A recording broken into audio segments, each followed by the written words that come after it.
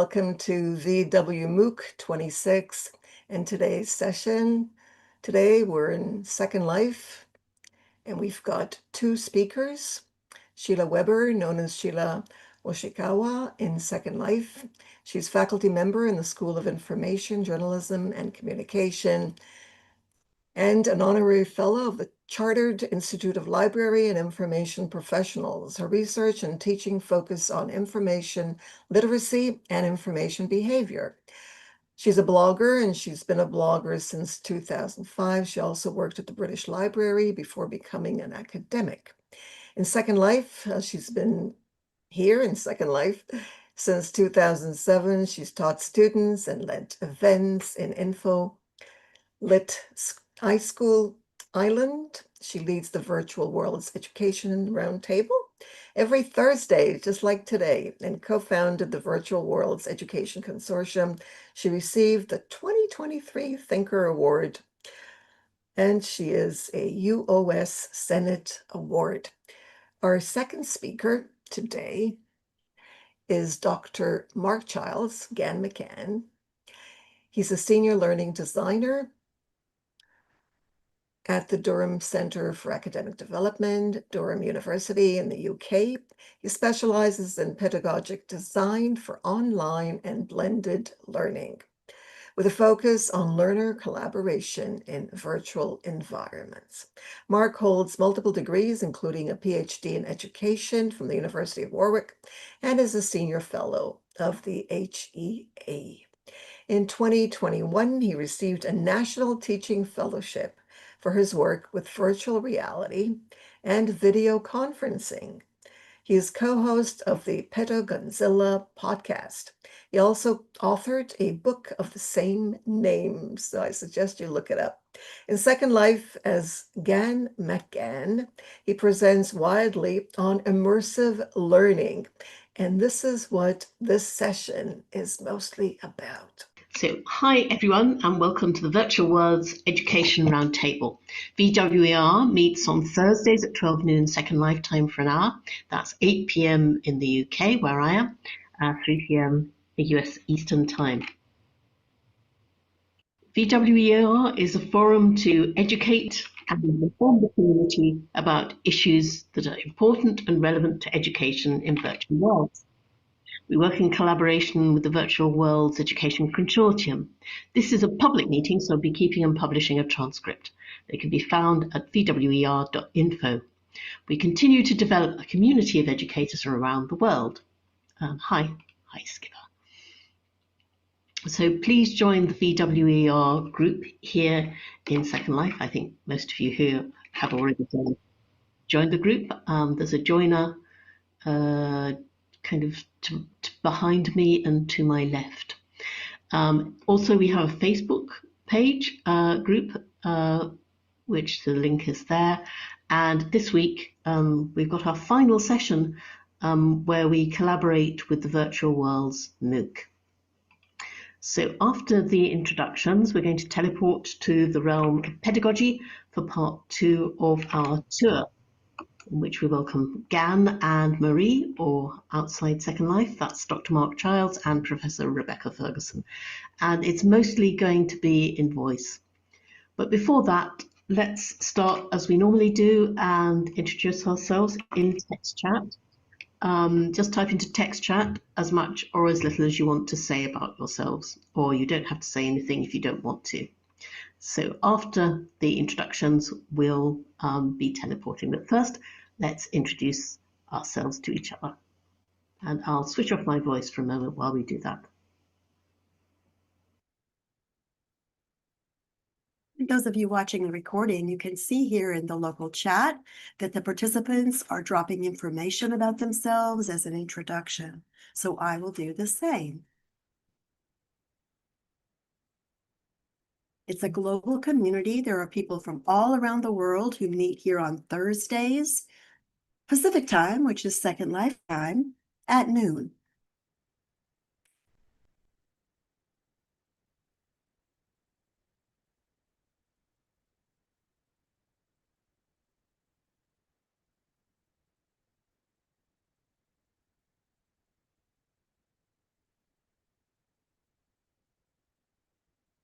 And you can see many of the participants here are professors, educators, instructors, people interested in teaching and learning in Second Life and across the metaverse. So this is a great place to come to network, collaborate, meet other people who can be of help if you're new to immersive learning.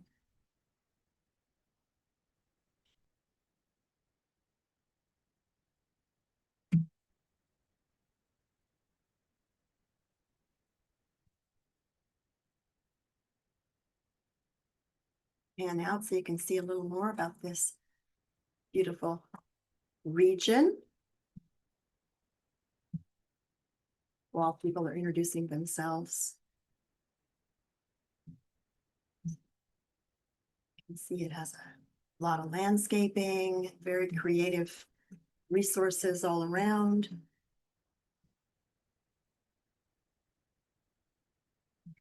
And this is the normal meeting spot for Thursdays.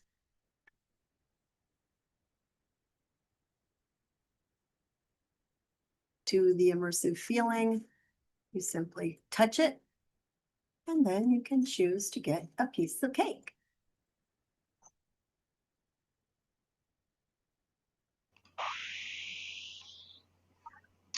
Okay, so I think that's just about everyone that might want to say who they are has said who they are.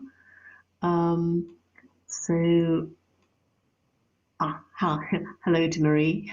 So we're just about now to introduce Marie Arnold, also known as Rebecca Ferguson, Professor Rebecca Ferguson.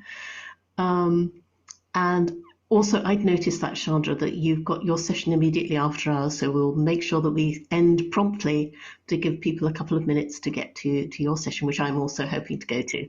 So towards the end of this session, you'll be free to put in the link to teleport to your session. But now I think it's time, our time to teleport to the crystal cave of the realm of pedagogy.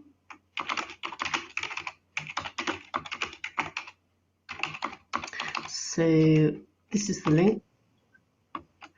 And also there's a teleporter which Marie's just standing by.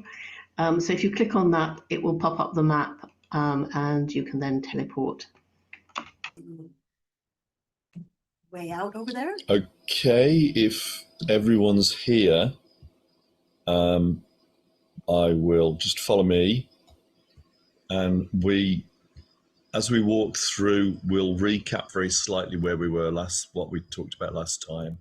So this is basically a map that we developed for a book that we're working on, and we can put the link for the book into the chat later if you weren't here for part one. And what we've done is, between us, Rebecca and I came up with a map which kind of captured the way we conceptualize the different spaces, the different concepts of pedagogy, and the different pedagogy theories. You can see the overall map there on the billboard that Sheila's created. And then Sheila saw this map and then developed a space in Second Life which kind of brings it all to life. So we started off, and somebody, Hiker last time pointed out that asked about a timeline. So the idea that a lot of behavior, a lot of education theories began with a sort of behaviorism, which is measurable stuff. So it's also positivist as well as being behaviorist. These are all things that you can measure, cognitive ways that the brain works. You can look at stimulus response, you can look at education in terms of conditioning, all those sorts of things more or less fall into this area. And then this is a very, on the right here, you can see the quagmire of neuromyths and learning styles. So that's the area where if you go in the wrong direction, then you'll end up with learning styles and a lot of debunked theories and things. And then this is a very contested area because quite a lot of behaviorists and constructivists disagree about how to form education. But constructivism is the idea that we all have our own innate frameworks, our own ways of perceiving the world, And so effective education means allowing learners to build on these basic ideas. And so therefore, this is where we have things like problem-based learning, experiential learning.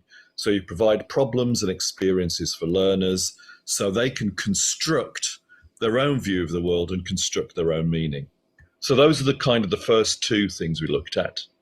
And then as we're walking through, we move away from problem-based learning and experiential learning. Well, not so much away from them, but another way you can look at constructivism, a way you can expand it, is that instead of working through problems on your own, instead of looking at experiences on your own, you build up your knowledge in collaboration with other people. And that's where we get to social constructivism. And then I'm going to hand over to Marie to talk about social constructionism. And if you've got any questions so far, I realise that this is part 2, so we've done a sort of previously on kind of very quick roundup of what's been going on, but hopefully, Marie, do you want to just take over at this point? Can you hear me? Yes, I can. Excellent. Oh, brilliant. Can other people hear me? Are we close enough to each other? I can't hear anybody else. Chat, everybody in the chat is saying yes, but then of course, Everybody in the chat. if they couldn't hear you, they wouldn't know to answer. So, Well, that's very true. Yes, So- they wouldn't, would they? Yeah. So constructivism sort of takes us back to, say, the 1940s and theorists like Piaget. But then people began to think, well, yes, we do construct knowledge in our own heads based on what we know, but we also build it with other people. It's very unusual to learn things completely in a vacuum. We're learning ideas from people in books, we're learning ideas from people in videos, we're learning by talking to people, interacting with people. And so the idea of social constructivism came along, particularly linked with Vygotsky and the sort of translations of Vygotsky that began to come out in the 1970s. But where Gann McGann and I disagreed when we were creating the map of pedagogy was that I was following this fairly chronological line. You know, there'd been behaviorism, there'd been constructivism, there'd been social constructivism, and Mark, who was doing more work in virtual worlds than I was at that point, was much more interested in, well, what theory takes us into a virtual world? What is the pedagogy of Second Life? And the difference when you move into Second Life is obviously your environment. It's your elements of your environment, it's your society you're in, the community you're in, the identity you adopt, how you move around that space. And so he was more interested in a situative approach, which takes all those things into account. So while I was focusing on how you talk to each other, how you build learning and knowledge through discussion, whether online or offline, Mark was much more interested in what the features are of the environment. And that's why we see this sort of reworking of the map in a world as really interesting and important, because it prompts us to think about, well, what is different here? We're standing here looking at diagrams, we're looking at labels, we're looking at spaces, but what is different about doing that in a space with other people where we can have conversations about them? How is that different to looking at the same images and perhaps talking in a chat room or talking online through text? What is it about the environment? What is it about the situation? What is it perhaps about how we've constructed our identity when we come into Second Life, which makes that different? and which supports or doesn't support learning. So Mark, did you want to add to that? Yeah, and I think so. Basically, what happened was Rebecca and I both had a kind of we got in our idea in our head of a sort of constructed map, a conceptual map, both of which had 3 spaces, but mine was divided up into the behaviorist, the constructivist and social constructivist, as a way for people to build up ideas within their heads and with between each other. And then I had a third land, which was, how do we build this up and create an environment, and then that environment changes us. And so rather than just being between a kind of two-way mechanism between us and other people, it's also us, other people, and an external space.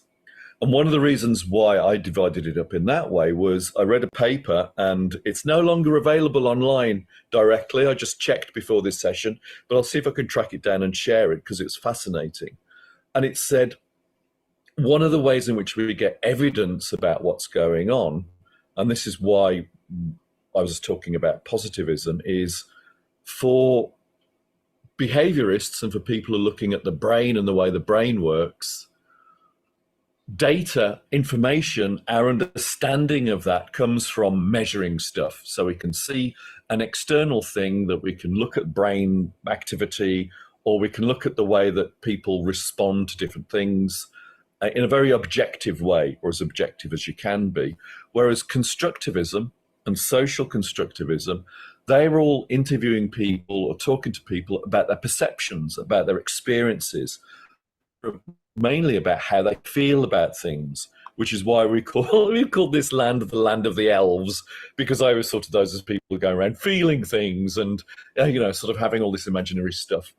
And then when you come to situative stuff, that's fascinating, because for me particularly, because yes, you'd got all this way of asking people about their perceptions. So when I did my PhD about Second Life, I asked people about what their experiences were, about how they felt about being in this space, how they felt about their learning.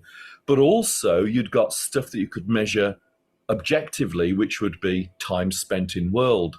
Or even there's one research thing I did, which was looking at the way that avatars moved within a space and how different learners moved in different ways within a space. And that's actually something you can measure because it exists on a computer. It's computer mediated. And so when you have computer mediated communication, and when you have an environment in which key people can create things and then learn from the things they've created, then you've got a mixture of all this objective data, or data you can actually measure with numbers, which is what we would call positivist. And then you've also got all the experiences and all of the ways that people feel about the space, which we would call interpretivist. And so I was fascinated by situative learning particularly, and why I saw this as distinct from the other sorts was because it combined both interpretivism and positivism. And so I divided it up in terms of these different epistemologies, and Rebecca had divided them up in terms of historically where they sit. And so we were looking at this and our different 3 things, and then we went, oh, I know what we could do. We could actually create 4 and just split, I would be splitting social constructivism and constructivism into 2 separate things. Rebecca splitting up situative and social constructivist into 2 different things. So if we just have 4 lands altogether, everybody's happy. And I think why this appealed to me as an idea was by drawing a map, by having this as a bit of paper, really badly drawn when I tried drawing it, but when we had a bit of paper where we could actually plan out all these ideas and talk about them, then it all emerged as this single conceptual space a consensual conceptual space that you can see on the billboard behind us. And I think that people have fed back to us that seeing these different theories all spread out in this particular way has really been helpful for them for conceptualizing, for seeing how this works. But for us, it was also vindication of this process, that actually by building things, by creating these external artifacts as a process of learning, that it actually helps everybody learn as well, that the externalizing all of our ideas then feed back into the way that we learn inside our brains, and also facilitate the communications between us. So we all came together in that kind of way. And then, of course, we got another layer, which Sheila can now talk about, which is building it in Second Life. So would you want to sort of talk a little bit more about how you went around taking this map and then building it and being part of this, creating this situative learning experience for people? Yes, so I have read the whole book. Actually, I'll just check. Am I audible enough? Yes, hopefully. Yeah. So I have read the whole book, and in fact, in terms of reading the whole thing, it was relatively recently, although I've had it for a while. I dipped in rather than reading it kind of from cover to cover. And so I did have that in the background. And then it was, in fact, not that long ago, was it about 7 weeks ago, 6 or 7 weeks ago, that I suddenly had the idea of making this 3D version.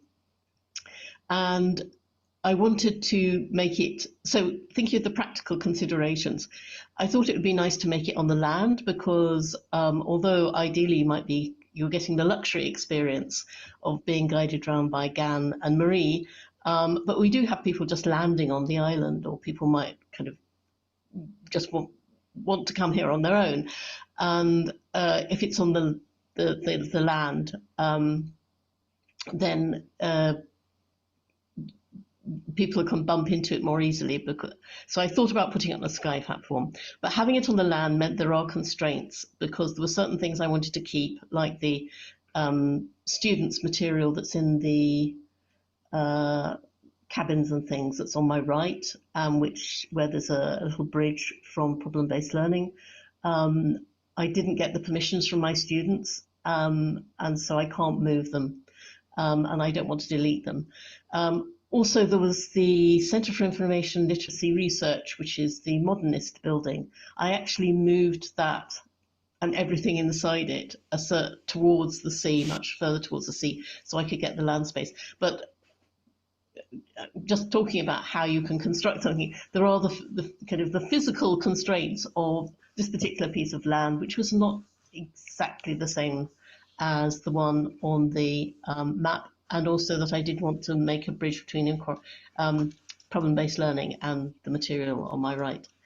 And there's nothing in the chat that I think, Gann, you're answering questions, aren't you? Yes, you are.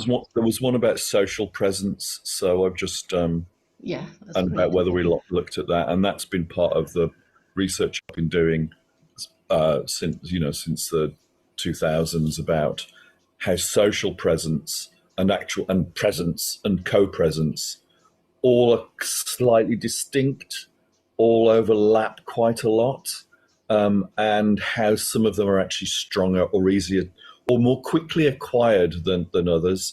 And then also embodiment is another form of presence. So the way that our bodies feel real, avatar bodies feel real to us, how each other feel real to us, and all those sorts of things. And I'm just trying to find a link to my thesis. So if anybody's really interested, they can take a look at that. And instead I found something different, but there we go. It's around there anyway. So after that initial, with Gann saying he thought it did sound like an interesting idea, actually there was not that much contact between me and Gann, or I would say almost none at all, between me working away, and I had a week's holiday in which I indulged myself in mapping this out. And so I was basing it on my own understanding of pedagogy, but also quite, I suppose, taking the map in quite a literal sort of way. And you'll see that there's certain things like the tower, well, in fact, or then thinking actually the kind of Stonehenge bit around cognitive foundations. It was to some extent thinking, have I got stuff in my inventory oh yes, I can create something that looks a bit like this. And then a key thing was actually mapping out the main elements and creating the links, which are in the pillars, to some of the podcasts. And I haven't quite got all the chapters, but most of the chapters and quite a lot of the podcasts are also linked to from the relevant section.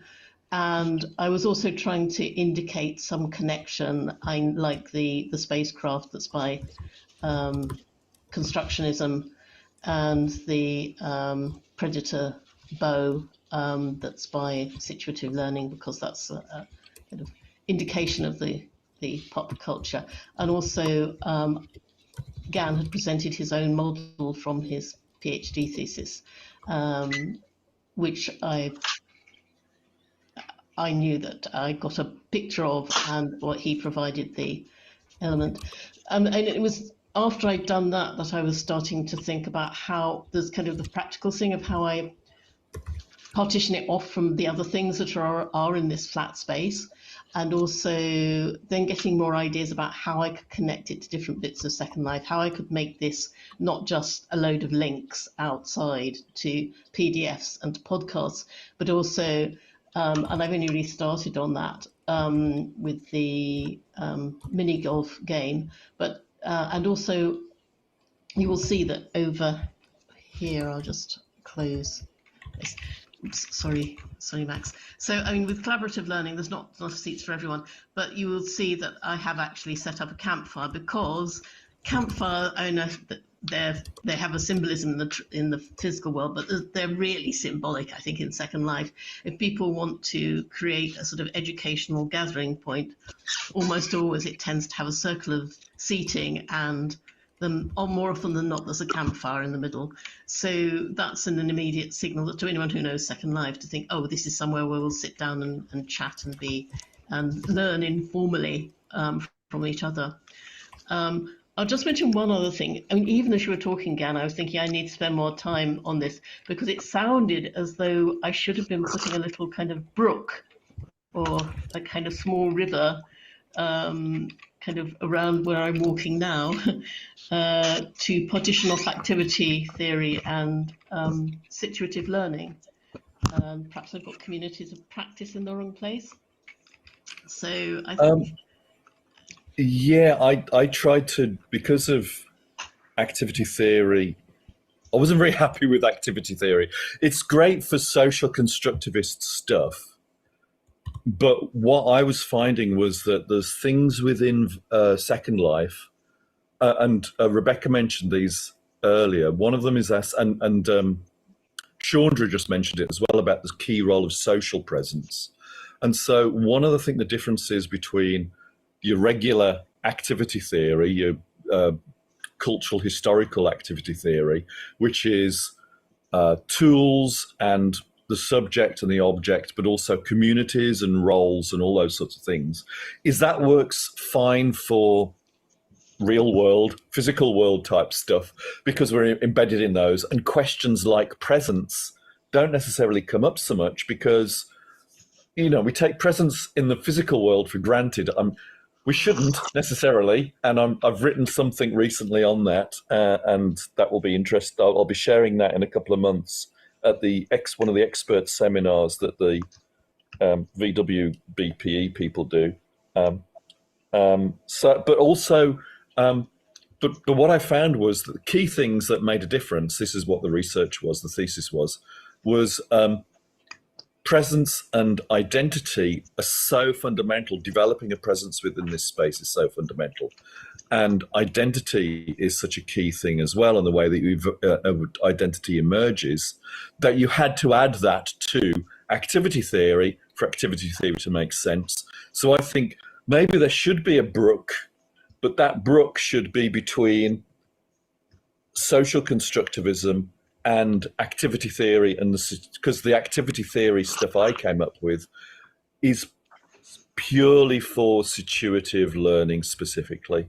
But yeah, so I think whether you could divide these and create division lines and all this sort of stuff all over the place, and ultimately, that's a kind of futile thing to some extent, because as we've been doing with the email, Rebecca, Sheila and I, is like, well, we can make distinctions, but they break down no matter, the more you make distinctions, the more they break down anyway. So, it's all one big thing, really, isn't it? It's all just life.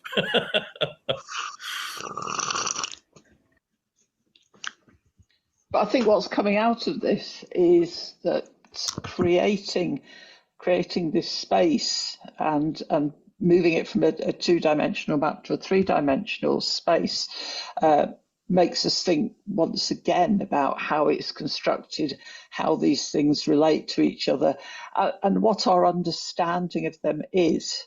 Because Mark, you're saying, oh well, view activity theory is really situativist. For me, it's coming straight out of social constructivism, and Ennis Strom worked on activity theory, in a direct line from that. So I think it gives tools to think about these things and to sort of rearrange them. And to have the conversations around them, just as the two-dimensional map helped us to have the conversations, and also to see where we had conflicts in our understanding. So I think when we were just talking through our ideas, it was very difficult to see where my conception and your conception were clashing, didn't agree with each other. And it was only when we got them down on paper, and it was like, well, you've drawn a map and then I've sketched a map, and we put the two maps together and realised we're not quite mapping the same space. And I think that changes again once we move it into 3 dimensions here. I was wondering, I've got communities of practice just over there, which is one where already I could have teleported to the Virtual Worlds Educational Consortium, because that's very much a community of practice of educators, I would say. There are other ones as well. But I wasn't sure whether I got it in the right place. At the moment, it's kind of across from collaborative learning, but I wasn't sure whether it should be next to situative learning or... So, I mean, I suppose that's the sort of thing that having something you can actually walk around and I can say, is this in the right place? Does it seem, are these really next door neighbours, or should they be further apart? Should there be some a hedge between them, or a gulf? Yeah, I think, yes. I mean, it's depending on which aspect you're looking at one particular time, because, communities of practice are built around creating objects. You have boundary objects, and it's all talked about sort of inbound trajectories and all those sorts of things, but it's mainly people talking to each other. So I think a map helps, but I think our conversations have all highlighted is that it can help, but being too dogmatic about where things should go actually then ends up missing the point, which is, what can we learn from this, and how can we talk to each other about this? Not how can we be absolutely precise about where everything fits. I think something like communities of practice for me would sit right on the border between social constructivist, because it's lots of people talking to each other, and it can be just people talking to each other and talking to each other alone, but it can be about building things in common and all those sorts of things. So it could more or less in the boundary between the two, really. But that's the great thing about having a map rather than is because you can then sort of move things around within it and place things within it and all that sort of stuff, and bring it to life through all the objects that you brought into this space, Sheila. Yes, I was wondering, this isn't here, but perhaps others of you have a view on this. I was wondering with the whole brain health, many of you here will know what I mean by that, whether that was a community of practice, because that's, it seems to me like a community, and that might be another example. And I was thinking back to when I was teaching about communities of practice, networks of practice, and all that stuff. And as you say, it's not an exact science. And I think it's, well, yes, but I find it interesting to think about to what extent are we a community in any one of the, like Virtual Worlds Education Roundtable. I think there might be a core of people who I'd see as being a community, but otherwise perhaps it's a network. But in fact, we're exchanging information about practice, but we don't so often practice together. Whereas I think some of the other communities of practice in Second Life do. As I said, Yeah. WBH is not actually a community. It's a collective of individuals, each offering different learning experiences.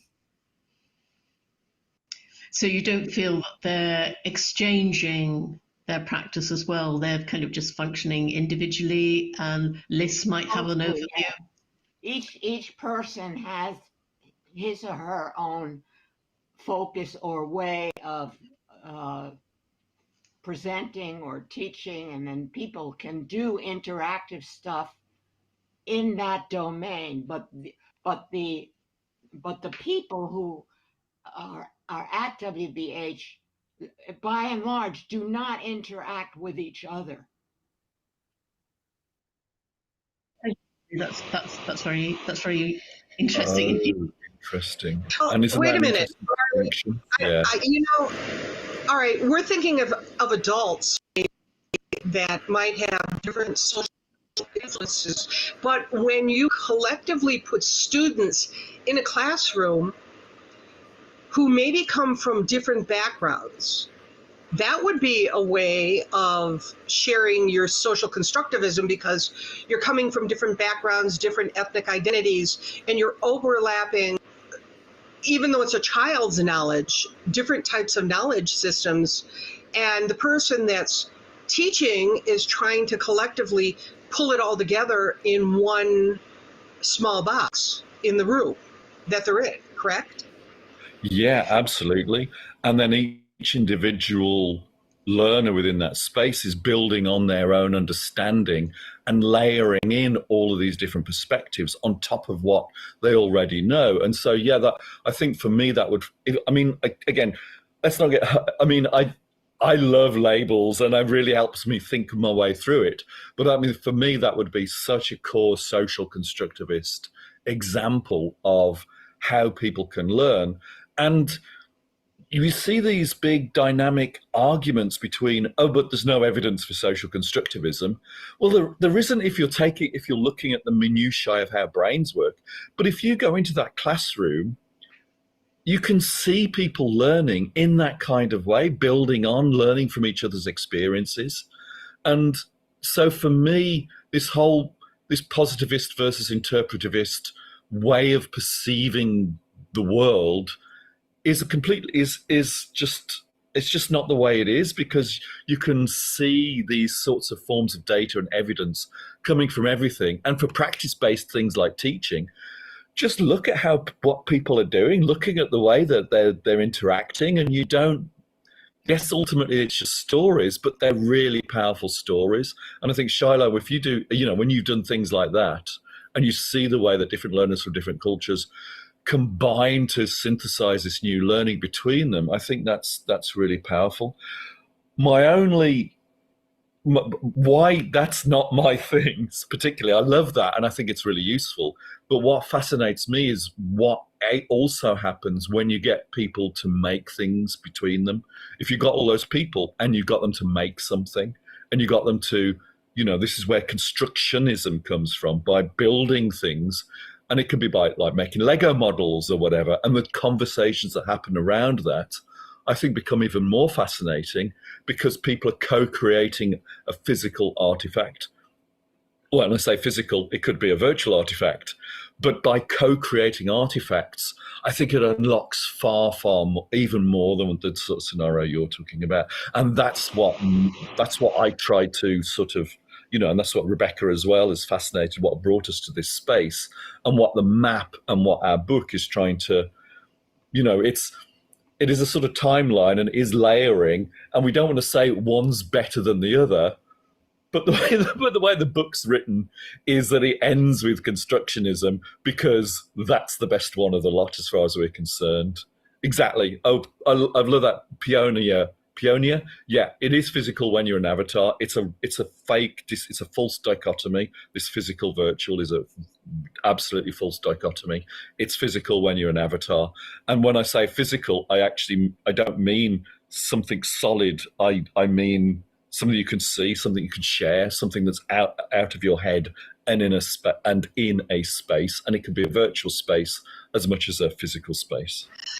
I have a quick question. Have you attended any of the Builders Brewery where it's taught by maybe builders or experts from China or a different country, and how they go about teaching simple principles in Second Life to people who want to learn to build?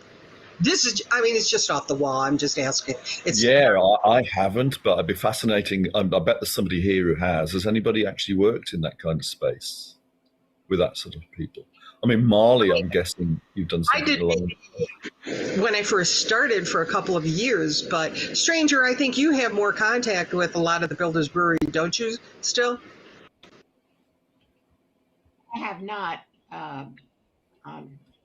I've tried a number of times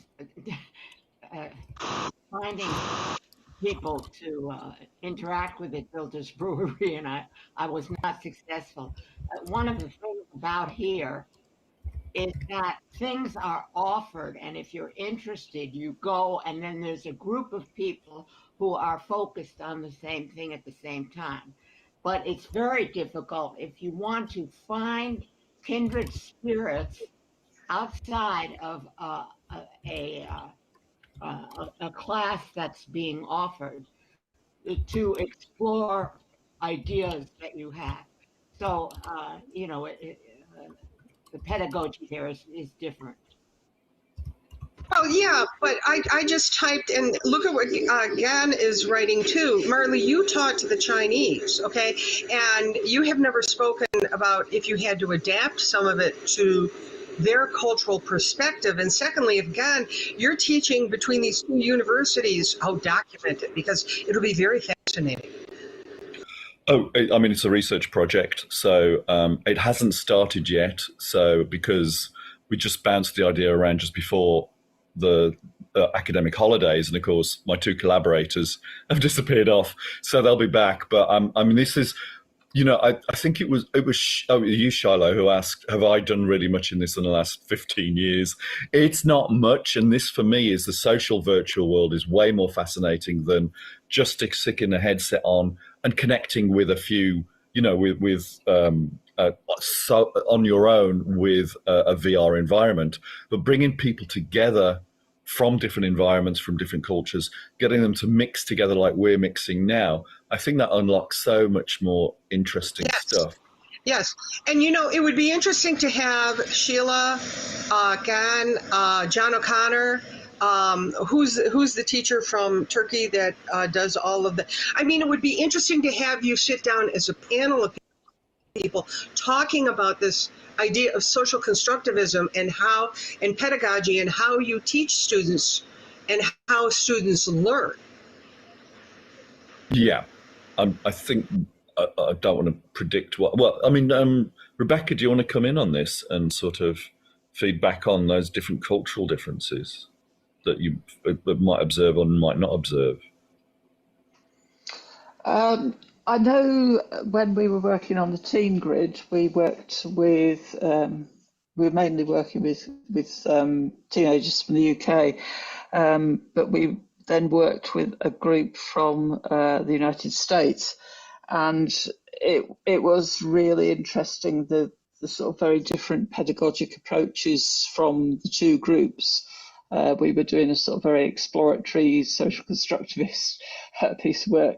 They were, though they came from a sort of arts-based school, they were very constrained by, you've got to do this work by yourself. You've got to have something to hand in that could be marked. there's limits to how much you can collaborate. There's limits to how much you can critique your teachers. But I don't think that was particularly a sort of UK-US divide. I think that was much more the two specific groups that had come in. But Second Life definitely gave us an opportunity to highlight those differences and think about them. And would you say... Sorry. Oh, sorry, Sheila, go on. No, I was just going to throw in that there are also students who do not want to work with other people to construct their learning. And in fact, I think in UK higher education, we are now more sensitive to those needs of people who come in and have a learning support plan, which identifies that they get very anxious if they're obliged to work with other people. And so part of my pedagogy now is that I'll be thinking very, very carefully, do these people have to work in groups? But then there may be, and there's a number of activities where I will set it up as a group activity, but also there'll be a clear path that people can do something of their own. Because we have a number of students who would feel that that was a very pressured and anxious situation for them and they might retreat from the learning. So I think about making an option where people can work on it individually.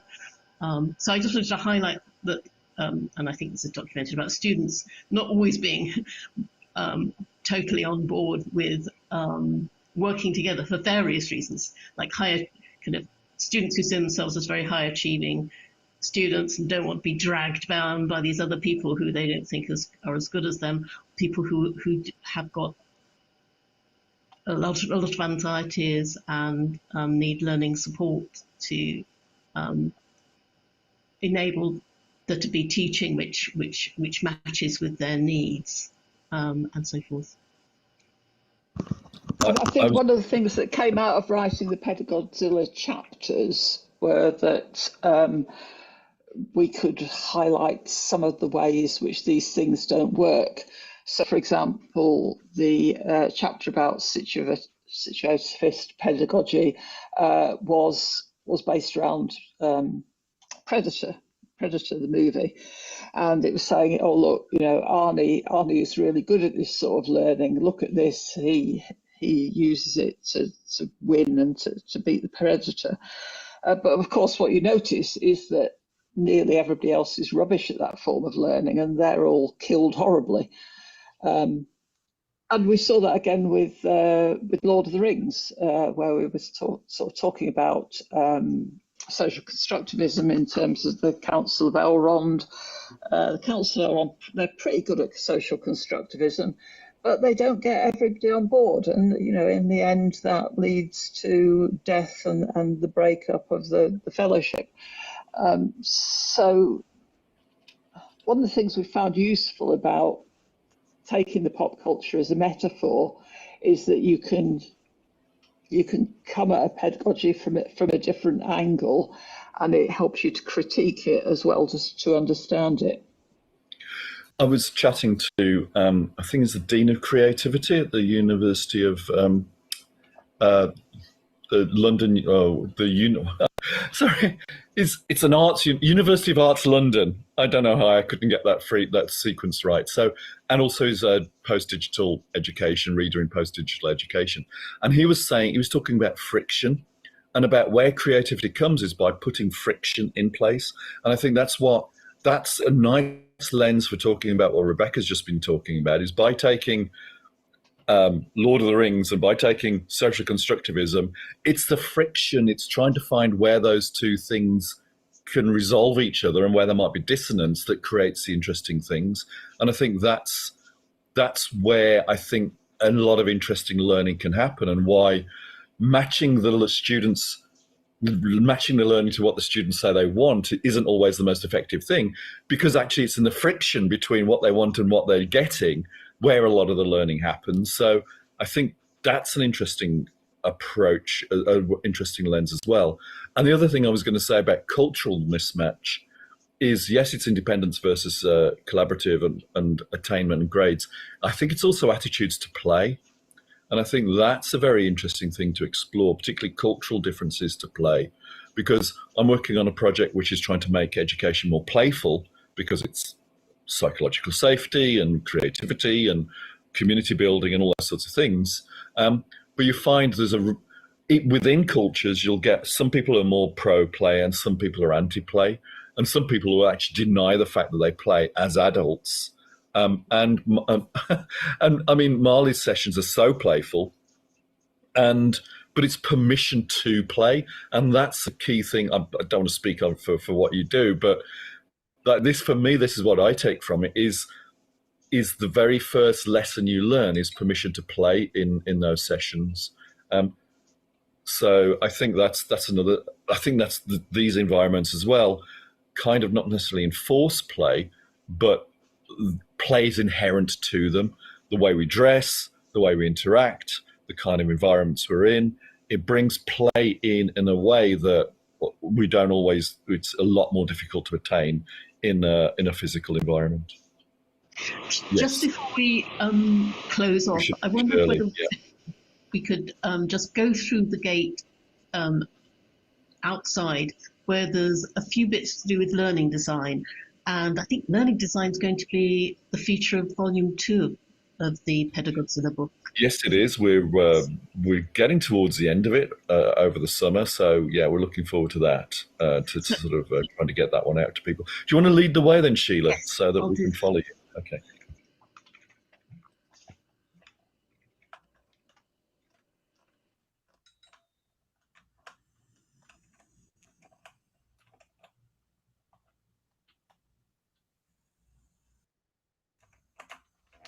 Yes, so I've just set up a few things here, which are links to, I think, one of the chapters and some of the podcasts.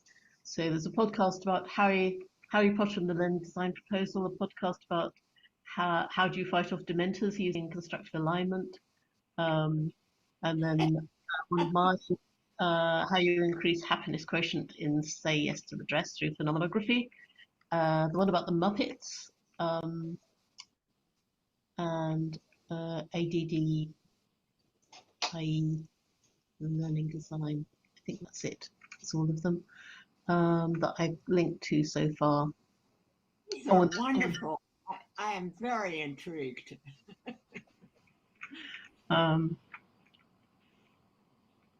So some of these only exist as podcast episodes at the moment. Yes. So what we do with the books is, well, the podcast has been going, is nearly 60 episodes of that. And so we take a select bunch of those podcasts, take the transcript, and then use the transcript and work on it to turn it into book chapters. So the first book is based on 18 different episodes from the podcast. And then the ones that Sheila's mentioned here all exist as podcast episodes already. And then the learning design focused ones are now being turned into book chapters. And hopefully the book will be out early next year if we stick to our schedule. Because I had to have this bit because I've got Hogwarts stuff in my inventory, and I thought I can't resist setting up the links to the 2 Harry Potter ones.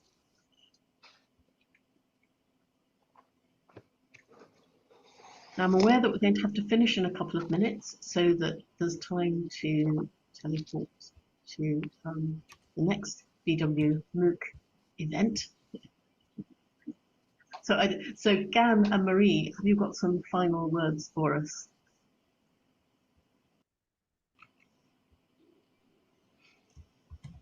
I think just to hope that it's been positive for people to think about pedagogy as they move about the space and how they think about pedagogy of virtual worlds. Is it the same as the pedagogy of face-to-face learning? Is it the same as the pedagogy of online learning?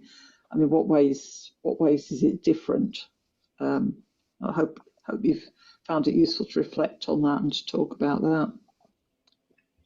And also just to say, yeah, please get in touch if you want to know any more or want us to talk about anything, or yeah, so there's or add me as a friend, and if I've seen your if I've missed an invitation, send it again, and then we can continue this conversation anytime. Oh, there's a friend request. Excellent. Also, I'm seeing the realm of pedagogy as a permanent item on InfoLit iSchool. At some point, I might need to move it up into the sky, but certainly not for some time. And so it can be a living and growing entity, and kind of think about ways in which it could be used and linked to other bits of Second Life and added to, with more links to Pedagozilla and so forth, hopefully with the collaboration of Gann and Marie. So thanks everyone for attending this Virtual Worlds MOOC session.